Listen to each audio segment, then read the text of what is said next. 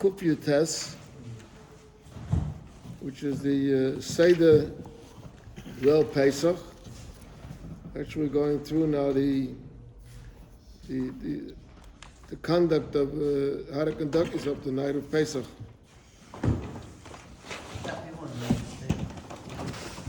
Ein Tag lernen in Alochis, wenn die Tatsache in Hotels, sie nicht in Stube, sie wollen Zeichen da liegen.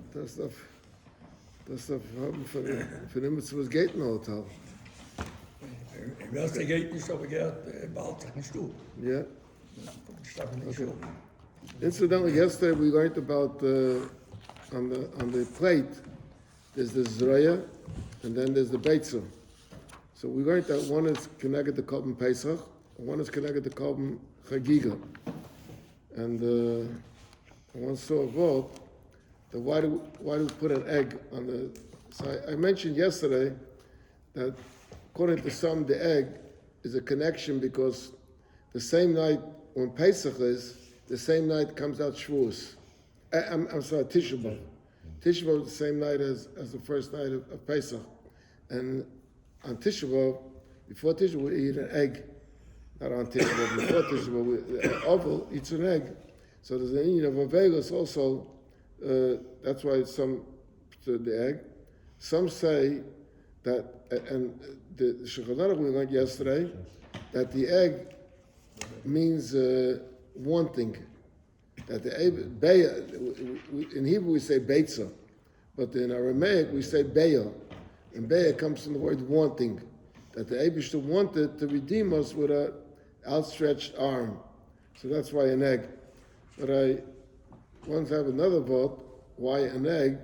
Because an egg shows it represents the character of the Yidden.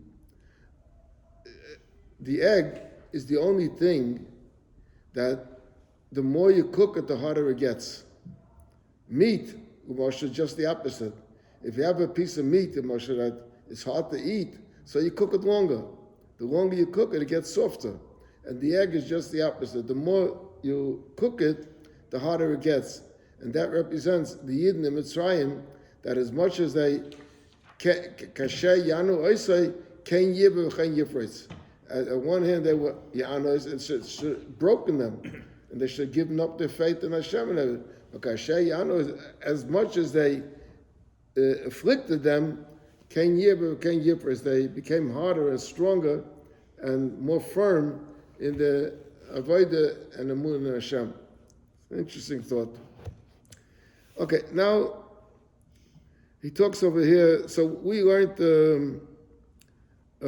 about tibula b'mashke, which I explained yesterday. That there's other people that don't go through the whole system of everybody washing. We do. I mean, in a family we have a few people. It's not a difficult thing, but where you have a public seder of 100 people or so or more, it will disrupt the whole seder. So all they do is they show the idea of dipping, of washing their hands and not making a bracha, and you explain that this is all in order that questions should be asked, in order to encourage people to ask questions. And she says just the head of the seder does it, and everyone else has some salt water and some piece of onion and dips it in. Now he's saying about the matzah. So he says over here an interesting din. Mi she'eni yachal liles matzah. If someone has a problem with his teeth and he can't chew matzah, the matzah is hard. Unlike the Sfardim make, I told you yesterday, they make a soft matzah.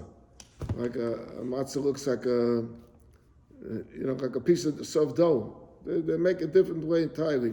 But we make a hard matzah.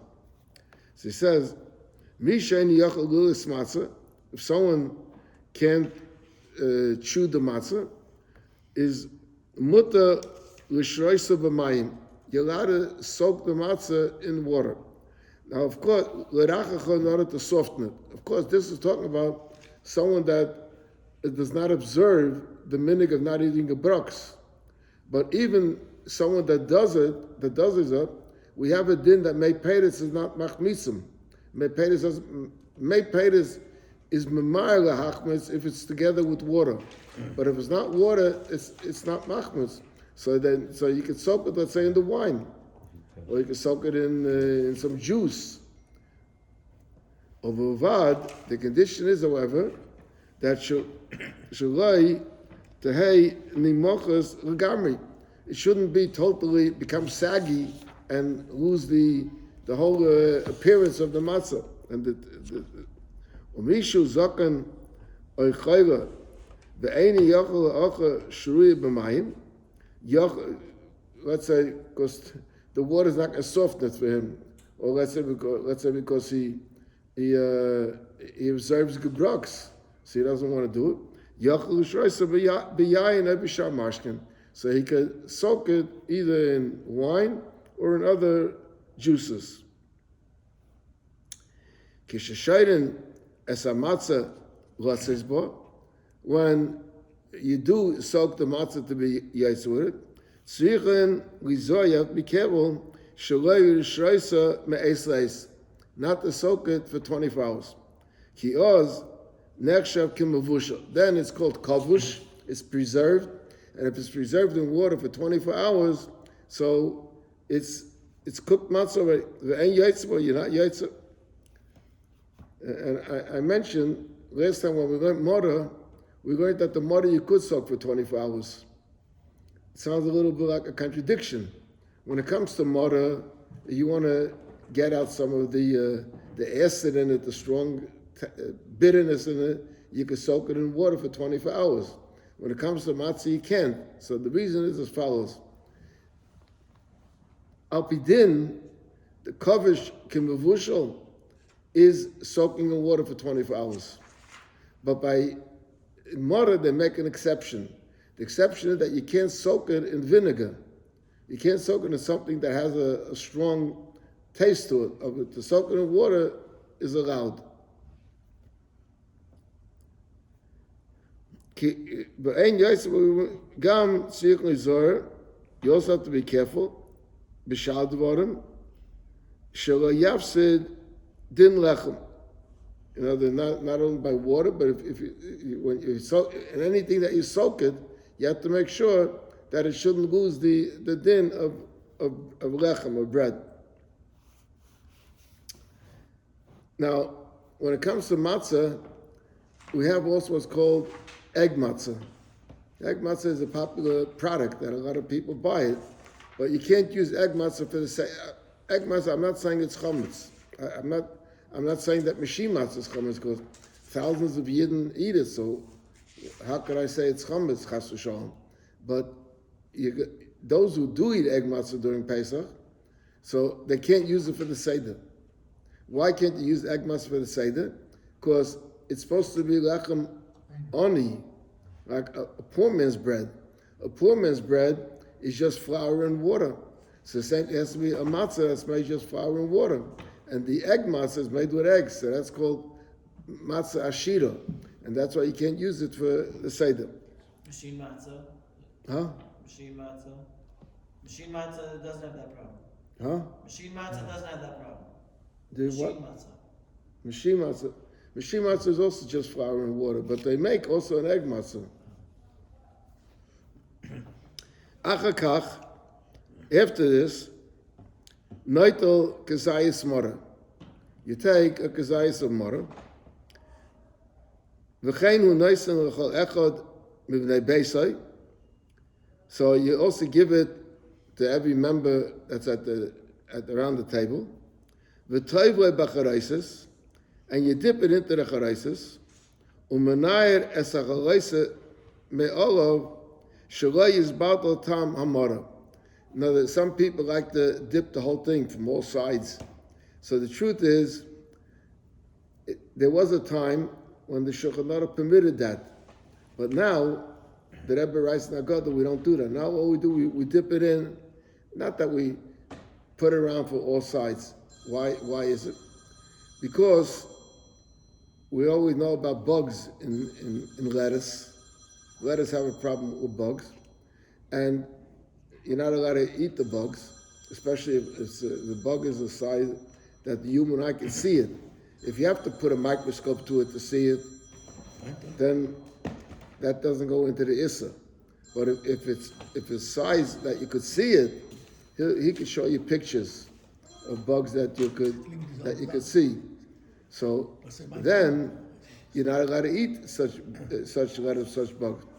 So they used to make. They said that there was a worm or a bug called kappa, and the charaisis had in it some strength, especially when they used to put some spices into it. We don't do that today because it was times that in Lubavitch they stopped using spices because there came shilas that people dry them or mix them with other things that may be chametz. So that type of charaisis that they had those days killed the bug. So that time they dipped it from all sides because they wanted it to kill the bug. But today it's just to keep up the idea of charaisis in to put the mortar charaisis, because the charaisis represents the mortar, the cement that the Yidden had. So it's just more of a symbolic idea of the charaisis. So therefore he says over here, v'toivlei b'charaisis, you dip it in the charaisis, but not that you have to soak it into the charaisis and not only that, but he says also that u'menayer, you shake off why do you shake off the charaisis? Because you don't want to minimize the taste of the mortar. If you leave the charaisis on the mortar, so you wouldn't feel already. Charaisis is sweet, and this is bitter, so it will minimize the taste of the charaisis of the mortar. U'mevarech, you make a bracha al chilas mortar, and not a bracha of adama. Why do we make it? We make a bracha because it's a mitzvah to eat mortar, so we make a bracha when we're doing a mitzvah. But we don't make a bracha adama because we made it before already by the kappas. By the kappas, we made a bracha adama, and we had in mind that we're going to eat mortar. So therefore, it says you only make a bracha al chilas mortar. Why do you have to have mind by the karpas? You ate bread. Yeah, you made a mitzvah. It's not. Because it's not really a part of the Suda. It's not like eating a vegetable. It's more because of a mitzvah. It's not. No, it's not bracha.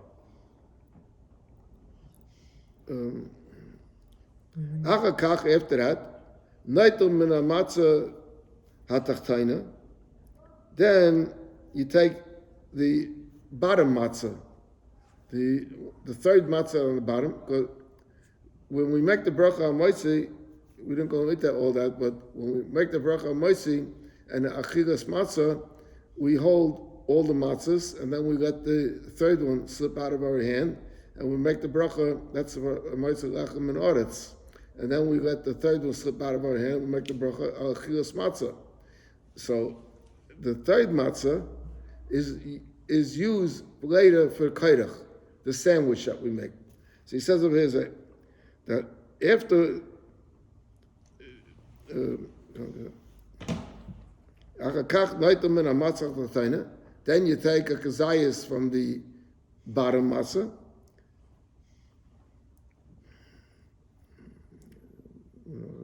gam ken kazayas, v'gam kazayas mora, also kazayas mora, v'nach on the table gam ken b'charaises.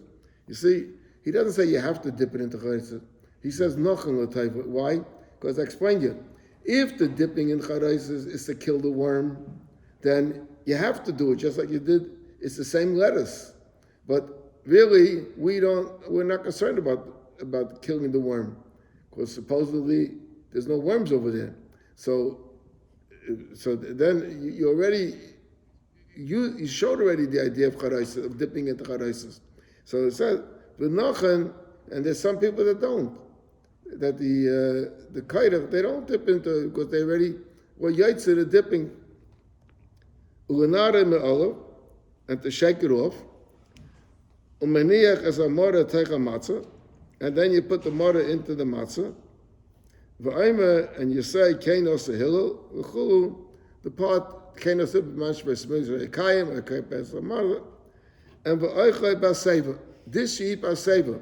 Why do you eat this b'seva in the first part, not b'seva? Because the first part was only mora. Mora, it represents the idea of the bitterness. You don't eat b'seva. By kairach, it represents the Korban Pesach. Kainos a hillel, that's how he ate the Korban Pesach. When he ate the Korban Pesach, he made a sandwich out of it. Like where some people, when they eat meat, they use mustard or another condiment. So he put a vegetable with it, and he wrapped it in the vegetable, and between the matzah, so it has nothing to do with the bitterness. We're not concerned about the bitterness. Shir kazayis kasavnu bekrolim shukamay chotzi beitza. Omnam yesh aimim shu kitzas pachas mikashish beitza. That means that this is, when we talk about a kazayis, in our language, a kazayis is considered an ounce. But there's a difference if it's midraisa and midrabanan. If it's midraisa, then you need an ounce. If it's midrabanan, then you have a third of an egg. An egg is 2 kazaysim. And a third of an egg is less than a half. So we keep in the mora b'zman hazeh d'rabbanan, and being that mora b'zman hazeh is the matzah is midraisa and mora is midrabbanan, lacha misha kosher olav lechel mora yochel lismach ad deya zayis, that can eat less. Now you could eat a smaller amount. Lechel rapoches kesas mikamoy shlish beya, to eat less than a third of an egg. So that would be something like 3/4 of an ounce. Be a varech olav, and they make a bracha on it for the mora. Now what happens if someone is sick? You tell him take a third, take a third of a gazait. He can't. It'll endanger his health. So he says an interesting thing here, that Misha chayla, someone's a chayla. She'eni yachal yachal mora kal, he can't eat mora at all. Yilois al kaponim k'sasman aminim. He should chew it, get a little bit of the liquid into his mouth, so he has a little bit of the taste from the type of vegetables that you use for mora, she'etzimah, a sharei samar, or a different bitter grass, achi yagish tam mevriyas befiv, till he'll eat, he'll feel the bitterness in his mouth. L'zeicha ba'alma, just like the symbolic more. B'lei bracha, you don't make a bracha because you're not eating it.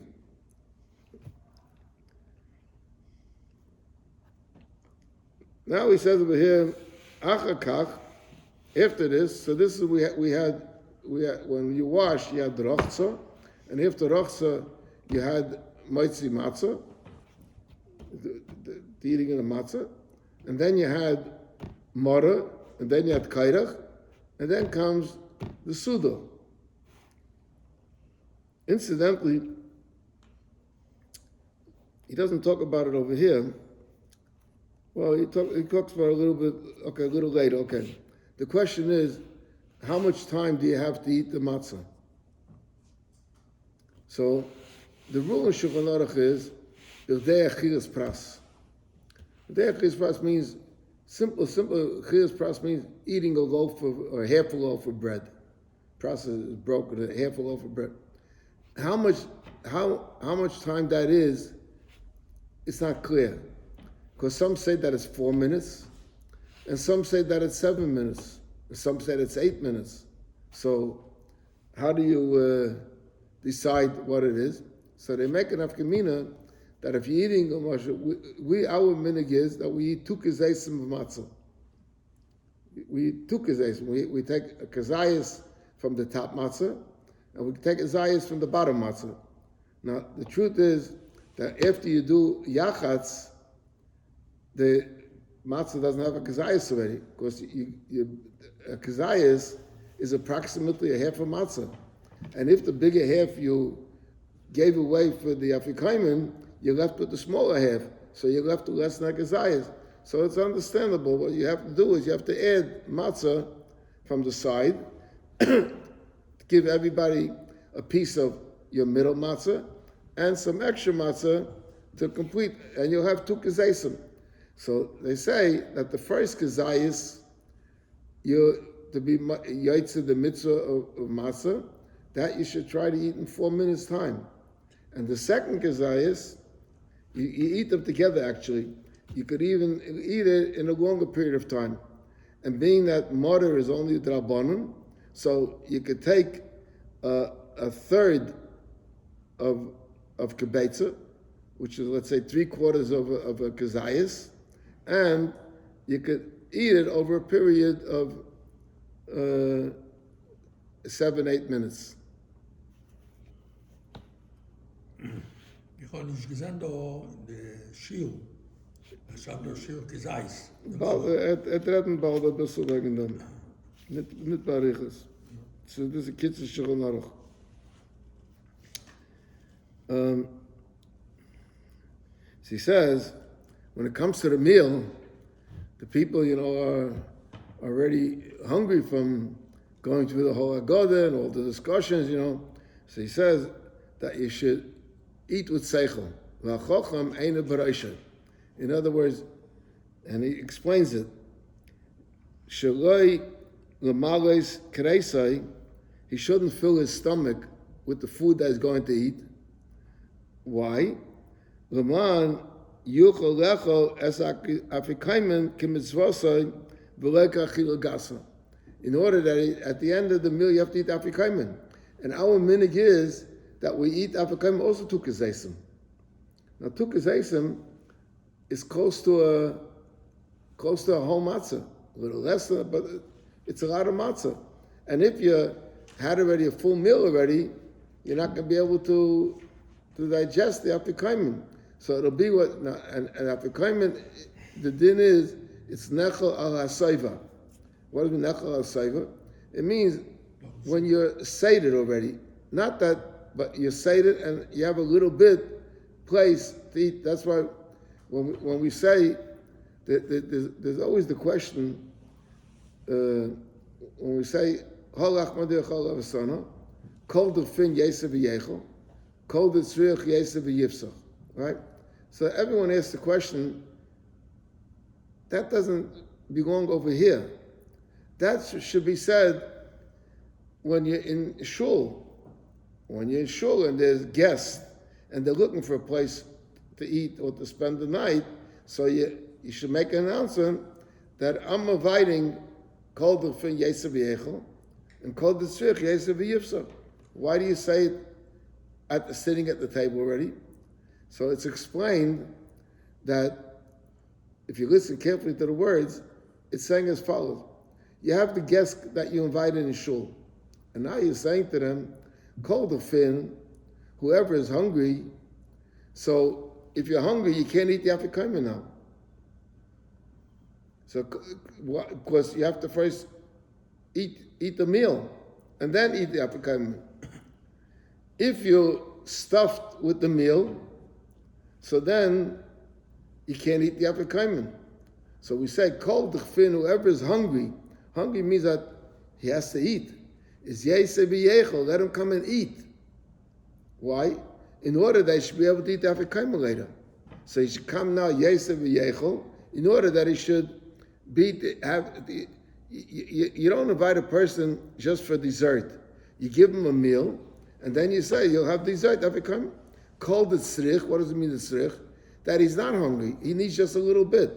He's up to the dessert. Is yesef v'yifsach, let him come and have the korban pesach, which is the afikomen.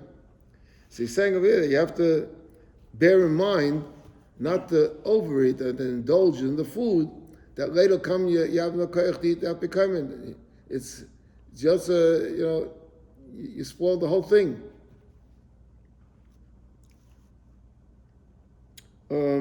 Let's go further over here.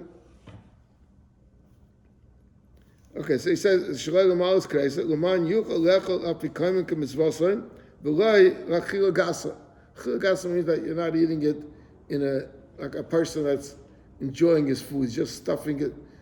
They call it gluten.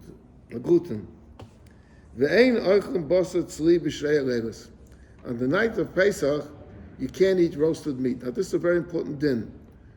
When it comes to the din of roasted meat, roasted doesn't only mean something that was made a barbecue.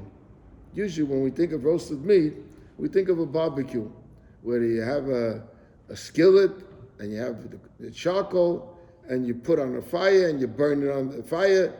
That's called roasted meat. The Shulchan Aruch says, no, that is called roasted meat. But pot roast is also called roasted meat. What's pot roast mean?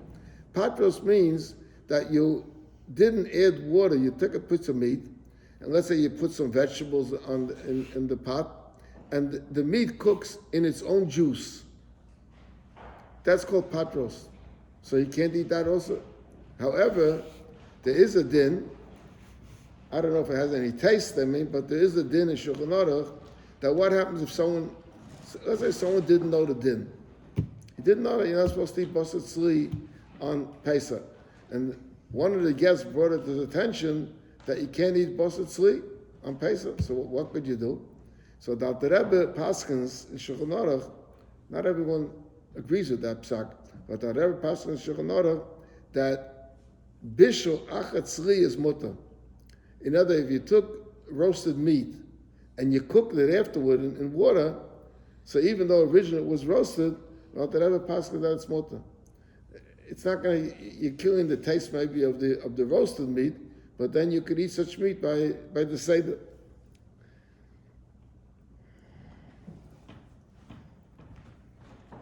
Yesh noigim shaloi lecha b'layla elu shum tibul chutz mishnei tibulim shel mitzvah kedei sheyehei nikar she'elu heim l'shei mitzvah. In other words, there's people that avoid using any other dips by the meal, because we say in the Agada, ein olam abil chol ein olam abil, and Allah is a shtei. So we don't want there should be more than shtei pomim. We want to emphasize the idea of shtei pomim. And I explained already why 2 times. If the idea is we want to dip in, why 2 times? Do it 1 time. Yes. Why not a few times? So I explained that it represents an interesting thing. The Mitzrayim started with a dipping, and Mitzrayim ended with a dipping. What do I mean by that?